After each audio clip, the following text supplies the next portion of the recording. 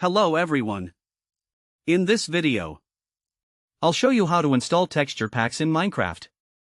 Let's get started.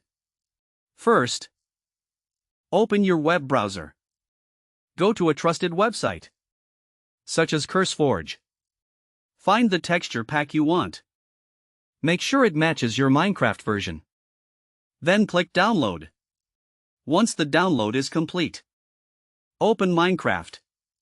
Click Options. Then open Resource Packs. Click Open Pack folder. Move the downloaded texture pack file into this folder. Go back to Minecraft. The texture pack will appear in the list. Select it. Then click Done.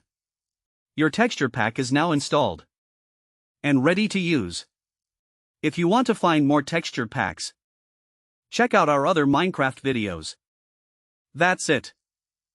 If this video helped you, please leave a like and subscribe to the channel. Thanks for watching.